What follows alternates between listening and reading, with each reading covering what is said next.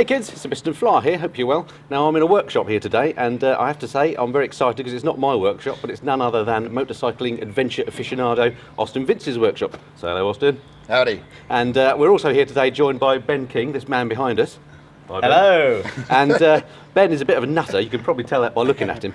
But in fact he's soon, in August, going to be riding off on this CRF 250L around the world, starting off from the Adventure Travel Film Festival in London. So we're here today for Austin to pass on some of his nuggets of knowledge about how to prepare a CRF for a trip like that, to talk a bit about Ben's trip, and also to learn a bit more about the Adventure Travel Film Festival. So stick around and stay tuned. Right. Do you start putting it on before you hit the metal? No, have it going first, and then offer it up really slowly.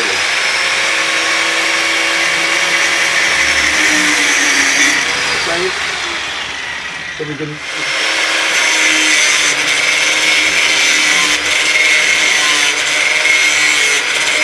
Same thing, clippy, clippy, and then you've got a trendy man about town shoulder bag.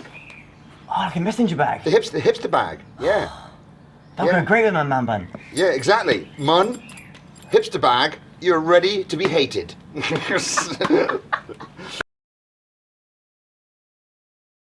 Quality, lovely people, but almost zero manufacturing. Have you ever seen anything that says made in Russia? Avoid. That isn't weapons. You see? Your hesitation is because you've never seen anything. You've never bought a manufactured item that had made in Russia written on it. Because they only make armaments. Well, they used to, and they haven't really. And now all they're doing to make money is just selling raw materials. They don't manufacture anything. Yeah. And yet, America, of course, the most advanced economy in the world. In the Rocky film, when it comes to the training sequence, Rocky goes up into the mountains, and he's just like lifting logs, and he's got boulders. And then it intercuts with Dolph Lundgren. He's like on the treadmill, and he's got all the breathing pipe thing for his anaerobic abilities, and there's like a bank of lab-suited technicians recording his data, and there's the graph. And so, like, the complete madness is that the Soviets allegedly have got this like super athlete training system, but Rocky's old school. Yeah. And so this is my version of this, you see. So you've got all the fabulous Japanese engineering, and then you have to offset it with something organic. Right, don't ruin that, mate.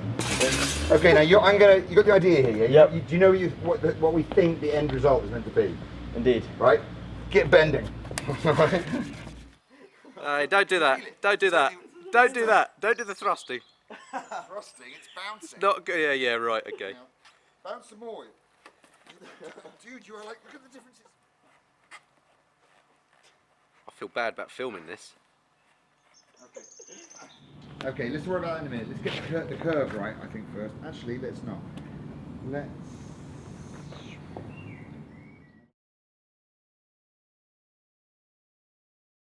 And so we have this frying pan. I bought this, the other one handle snapped off. Right. Maybe there's a message there. So I bought this yesterday in Wilkinson's. And that's part of the experiment as well, was to not buy any camping equipment, but just to buy stuff in Wilkinson's and places like that. Yeah. And so I used to keep this in a pillowcase. Right, as you would. Yeah, but to stop that, because when it gets blackened on the fires, it ruins your luggage. So I made this bag out of this. I don't know what this is. I went to the haberdashers, and it's some kind of kitchen. And there's no doubt what bag that is there either? Exactly. Brilliant. And no one's going to put the wrong thing in there. Ah, it's a masterstroke. Yeah. Yeah, I'm very pleased with it, and obviously Adventure Spec have taken this design, and they're going to be making a version of this. It won't be as good as this, obviously. And I've got some extra big washers. You see, I got a bit excited. Yeah. And Brilliant.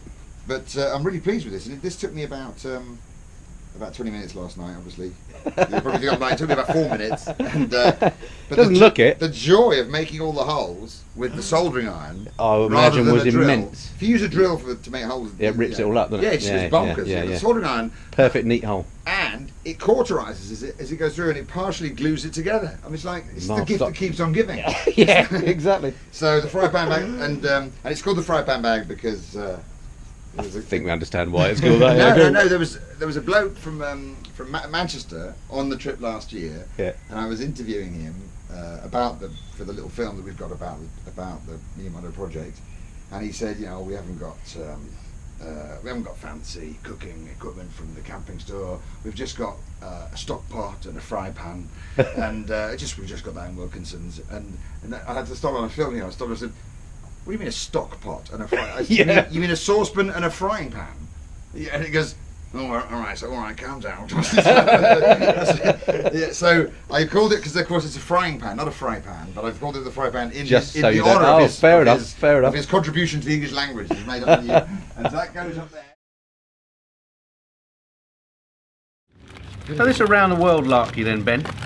What inspired you to do it? Why did you decide to do it? What's your sort of motive? Gosh, there's so many things that have sort of led up to it. I went.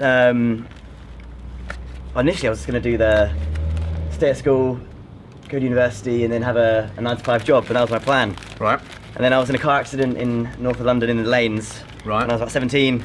Yeah. And after that, sort of made me sort of realise how short life could be, as cliche as it sounds. No, it's interesting. So many people say that. And Was it a near miss type thing? it was, yeah, it could have been a lot worse. I had 2 friends in my car as well. Everyone was totally fine, but I mean, it could have been, you know, Yeah. it was. And so I just thought, I just want to see the world before, you know, anything could happen. And the furthest I'd ever been was south of France. That was another. I like it, this idea that you're 20 and you think, I got to see the world before I die. Yeah. Normally you get to our age. Oh no, before that comes. it's only just dawned on me. Wow. Good, yes, I was sort of a 17-year-old kid, and I had my brand new car for 3 weeks, and then totaled it, and thought, right, that's it. I'm just gonna go off. So I left school and I left my job and had lots of money saved. And What did your mum and dad think about that? oh gosh, it's quite bad. Actually, I didn't. This is the bad part. I didn't tell them until a few days before. What, you made the plans to go? I made the plans for a while. Where'd you buy a flight to? I booked a flight to Bangkok. Right. Didn't tell anyone because I didn't want them to worry. Bear in mind, a few weeks before, they'd just been had a call from the ambulance saying, you know, come to Wolf General Hospital. Yeah, wow. And so I thought, I can't put them through that, so I left it till the last minute to tell them. Turned out that was the worst decision I've ever made in my life because I didn't have time to prepare. And then I headed off and ended up sort of living in Koh Tao, which is an island in Thailand. Teaching scuba diving. Got my first ever bike there, and I just loved it. The freedom you have was just incredible. And after that, I spent about 3 months there. Then realised that I'd left the UK to travel the world, and I'd literally spent 3 months in the first spot I'd arrived. So I was the worst traveller ever. So I thought I'd leave, and I found an old motorcycle a friend of mine was selling, and so I bought that in the mainland, and then just biked up. So I bought Malaysia, Thailand, Laos, Cambodia, Vietnam.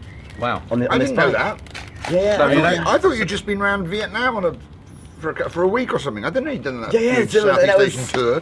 And it was funny because I was like, I'm Not as not. daft as he looks, is he? And how old were you when you did that? I was 18 when I did that. So yeah, I was 18 Bloody that's hell. why I just turned 18 and when I was there, and then loved it. Loved living in Vietnam, and ended up living there for about a year, teaching English and working on bikes, selling bikes to expats, old little Honda Winds and whatnot. Yep. And then the money I made from there, I then decided to do South America. Right. So headed over to Colombia, bought myself another motorbike, Yeah. and headed down South America. Didn't get all the way down, but managed to make it as far as Peru. And I met these 2 guys. I don't know, it was it Bolivia?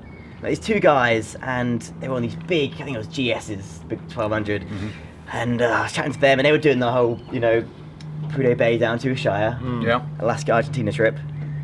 And they were telling me all these amazing stories, and it just sounded incredible. And I thought, I've got to do this one day. Like, I've been doing all my trips on these small 125cc bikes, but I thought I want to do something bigger. And I suddenly thought, I want to do this big trip. Anyway, came back home, and sadly my best friend, a really good friend of mine, she passed away Oh, no. at only 22. Oh my word. She had Crohn's colitis disease, and then it got cancer, and it was really, really bad. And her name was India. Right. I thought I want to do something to raise awareness for this. It was really rare what she had. Yeah. And if they maybe got it sooner, it could have been prevented. Yeah. Maybe. So I thought I wanted to raise awareness and raise some money. So I thought maybe I'll ride from here to India. Right. That'd be awesome, mate, to raise some money. Because I want to travel, but I want to do something good through my travelling. Yeah. But I thought if I do that, I can't do my, you know, South America to, you know, Alaska trip as well. And then I thought, oh, my sister's living in Australia. I'd love to go over in Australia to see her. Maybe I could do UK to Australia overland. And then I got stuck watching this guy's film. Yeah. And then I was like, oh, his trip looked absolutely amazing. And doing, you know, over to Russia. Yeah. And I thought, now what do I do? Which route do I take? And so I thought, why not just throw them all in together and do them all? Fantastic. And so I'm gonna do the whole trip. I'm going to raise some money, hopefully for India, and for the charities. Helped her out, and that's the plan. Brilliant. And then from that, it sort of didn't realise that there's not many people my age. No, I bet there are. Who do? Is there some sort of record you might be setting? I wonder. Yeah. So there's, I think it's 24 years old. I think at the moment. Is it? Is the youngest And how old are you? person. I'm 21. So you could if I make it round in 3 years, which is doable, very doable, Oh, yeah. then I will break the world record and become the youngest person Wow, wouldn't that to- be cool? to Better travel around write the to world. Guinness and get that checked out because there's some. It has to be official, isn't it? Yeah. So what do you think's going to be the? Having travelled a bit anyway, you obviously clearly you know what you do. What do you think is going to be the biggest challenge on this one?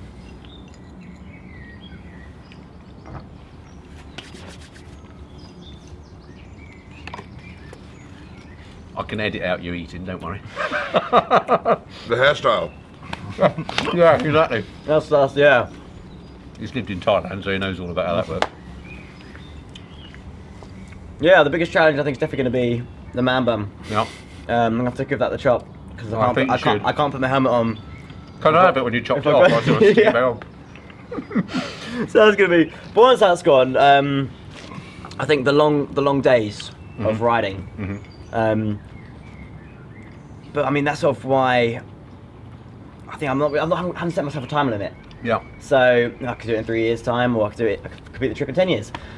So I'm going to take my time, so I don't have to rush it. If I like somewhere, then I'll spend some So time what's the there. betting you're going to stop and stay somewhere for about 3 years? Let's be Thailand all over. You'll get to Thailand. Oh, I quite like it here. But I think a big worry for me is safety and you know being okay on the road. I did have So have you done anything about that? Did you have to go on a special course, or I mean, you must have come across it. Still, just use your fist. Okay, fair enough. I've actually looked into it because I know lots of people do these big trips. Do go on these survival courses. And I feel like I should do that. Look at my mouth. I mean, if you look at me, I mean, I'm probably the skinniest, like, weakest adventurer you'll ever But that meet. might be good. They might take pity on you. Hopefully they do. Hopefully I think this guy Isn't a threat. Yeah, I'm hoping so. Not that intimidating, I don't think. But that's my biggest worry because I had a few alterations in southern Peru and in Cambodia years ago, and things got nicked and we were attacked and whatnot. Oh right. But I think I've learned from that. I was a rookie back then. I feel like I've hopefully a bit more experienced. But that's that's a big worry is safety on the road and sleeping where I'm going to sleep each night. Yeah. But I guess that's part of the fun, though, isn't it? Well, that's why you're leaving. Because you don't know where you're going to sleep every night. That's it. That's why it's exciting. And it's kind of We know every night that you're away, we know where we're going to sleep that night. Yeah. You know, Yeah. you're the one How having the sad is fun, that? not us. Yeah, this is true. So I've got a small little tent, and so I will just rough camp if need be. I've got to check the laws in each country, make sure that is actually not too. Just camp Millennial. Camp on the side of the motorway. You've written a risk assessment. So that's the plan. So you just rough camp, and then maybe do a bit of couch surfing, stay in some hostels. And are you doing much research about the countries you go for? Or are you just going to Actually, hit it no. and then worry Weirdly, about it when you get there? not at all. I'm not doing any research around the country. I just want to kind of. I think you can I wanna- overplan these things, I want can't to go there you? with You a can- clean slate, and Yeah. I know if you go online on these forums, you'll just get bogged down with people saying, "Oh, this is dangerous, this is dangerous, this is dangerous." Yeah. I mean, Iran is one example. I know Austin and Lois, they rave about Iran, you know, and on the. It's paradise. Yeah, I keep hearing your podcasts on Yeah, the wow. Adventure Bike TV about was it Adventure Rider Radio? About saying how great Iran is, and that's one of the top places on I'd my have thought that, on the yeah. list. Exactly. And so I've got my Irish passport, but Jesus. hopefully arriving soon, Brilliant. which means I can get into Iran without being escorted by a guide. Yeah. So I can just go in by myself, get on a visa on arrival instead of being in the UK. So No. what's the sort of... Oh, sorry, go ahead. I didn't realise that. You can get the Iranian visa at the border with an Irish passport. With an Irish passport, you can get it on arrival, and you can get it for 30 days. You can extend that as well, and you can just go in by yourself. If you have a British passport, you got to get it in advance, they say, Right. and it's a lot more as well. Right. The cost, and you have to be with a guide the whole time. And that costs what, £2,000 You have to get it through an agency. for a week or something. Yeah. Interesting. So you haven't got the full experience really. Yeah. So I guess that just helps. It helps that the Irish or Europe have a better relationship with Iran than we do. That's bizarre. You know why that is, don't you? No, why is that? Because we... Is it to do with potatoes? to do with oil. British geologists. I'll make this quick because your battery will run out. British geologists discovered oil in what was then called Persia, near what is now Iran. So time passes. Back then, 1906, despite the ancient Persian empires, it was pretty easy for the British to keep bamboo. Anyway, come the Second World War, we did it again.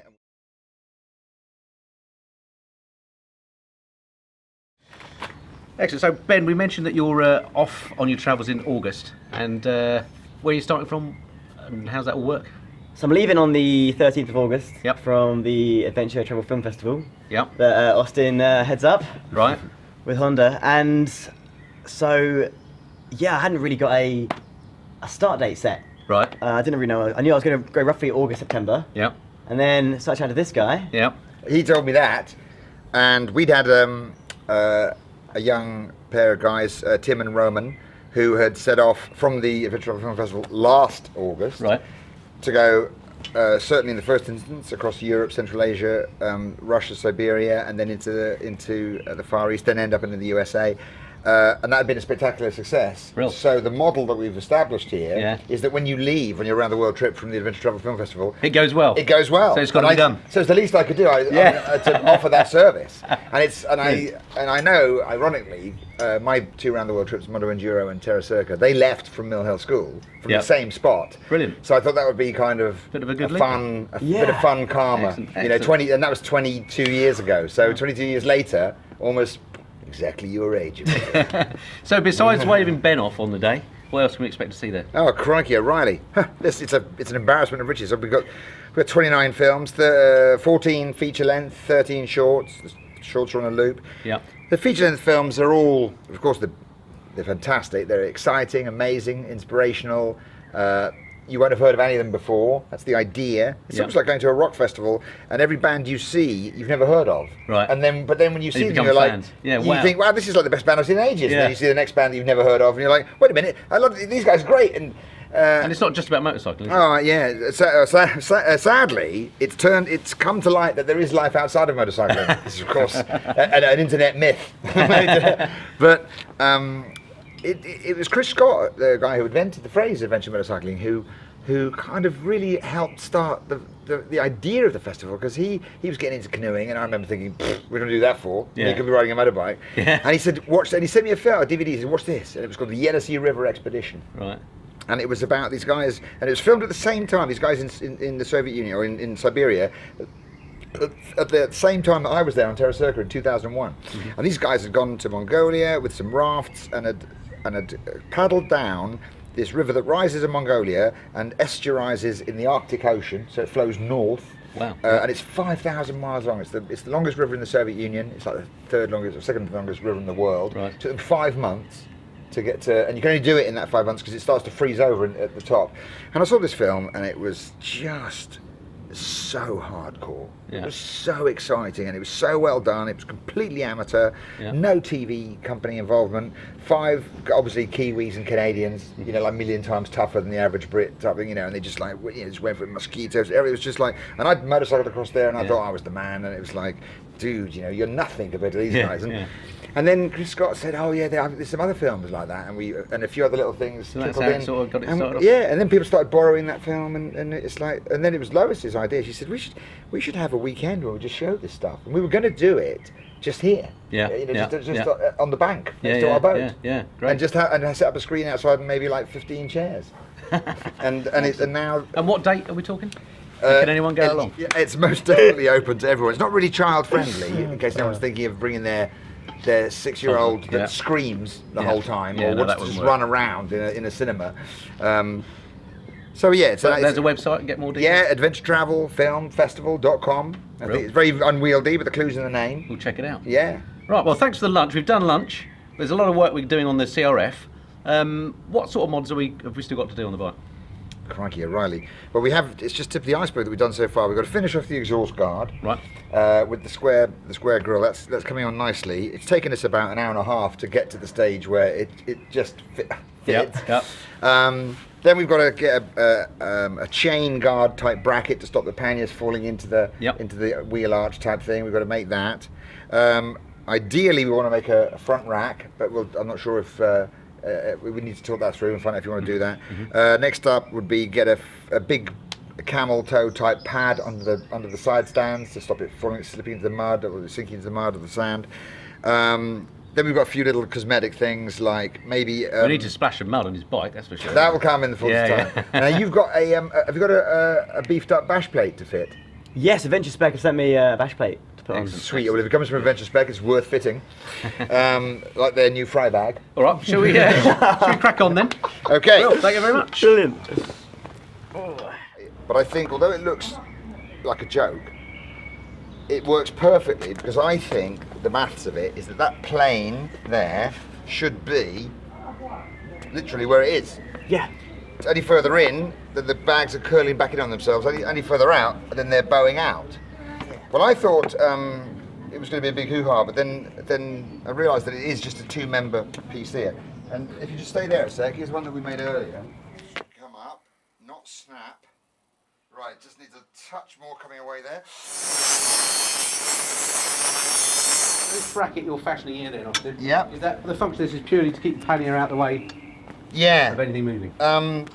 My discover. Well, I'm a great fan of instead of putting racks onto your bike, which obviously are anchored at only a handful of points, which then take all the load, not only of the luggage, but then of course if you have a hit, then the luggage brilliantly is a mechanism for transferring that load to the mounting points. Yeah. And I think that often, can cause a lot of heartache. That's why I'm a huge fan of the throw-over pannier, which may well have its shortcomings, but the load is being taken on the seat. On the seat and being distributed. It couldn't be distributed any more evenly into the subframe. And best of all, when it's here, this point here is the end of the triangulation of the frame. Yeah.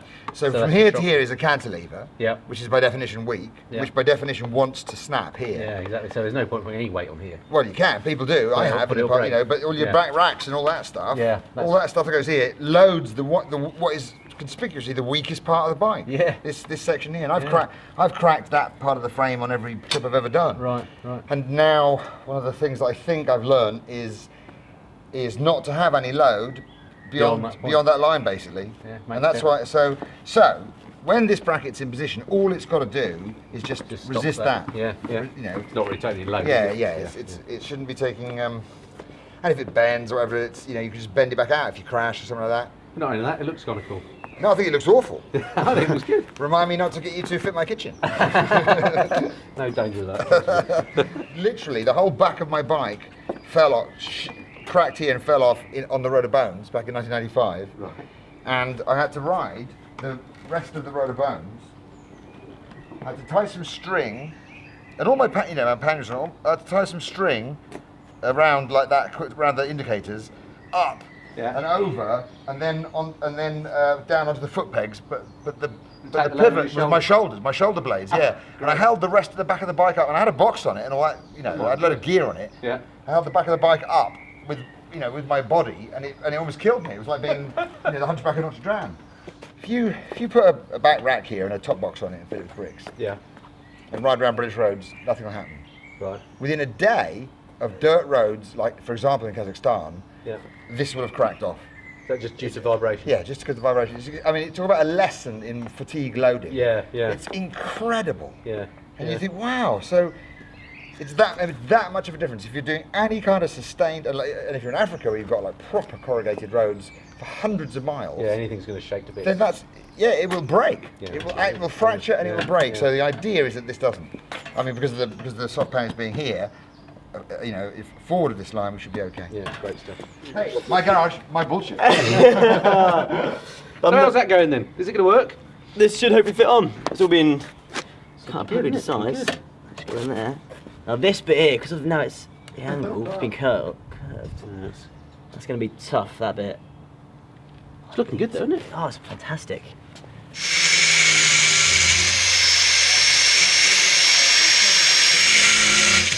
What about, you mentioned you're a little bit worried about the mechanics potentially go wrong, even though it's a super reliable bike. What sort of spares are you thinking of taking? Any?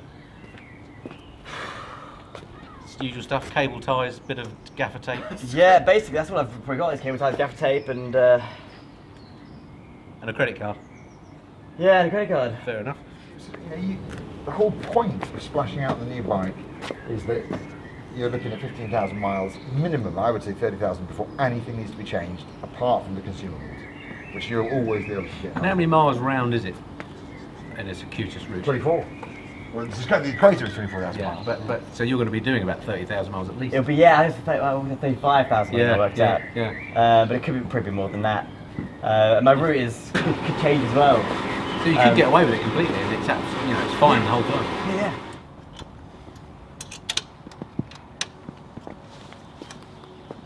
Where am I going to go? Fit cricket bags, yeah. Okay. And One off the list. And is there another one? Exhaust and chain guards. Oh no, chain guard done. Exhaust guard still pending. Okay. Well, that must be time for a tea break. Yeah. Okay, gang.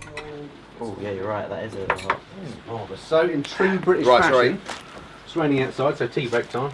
Yeah. Cheers. Great British work ethic. Excellent. Drink tea, scratch balls. Leave that to you. Not each other's.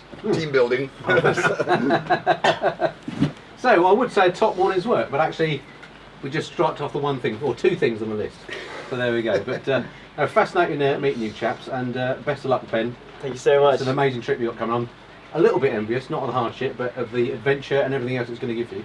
So just remind us where we can go and say cheerio to Ben. Yeah, we'll be seeing Ben off at like 10 o'clock in the morning on Sunday the 13th of August at the Adventure Travel Film Festival, which is at Mill Hill School, NW7 1QS.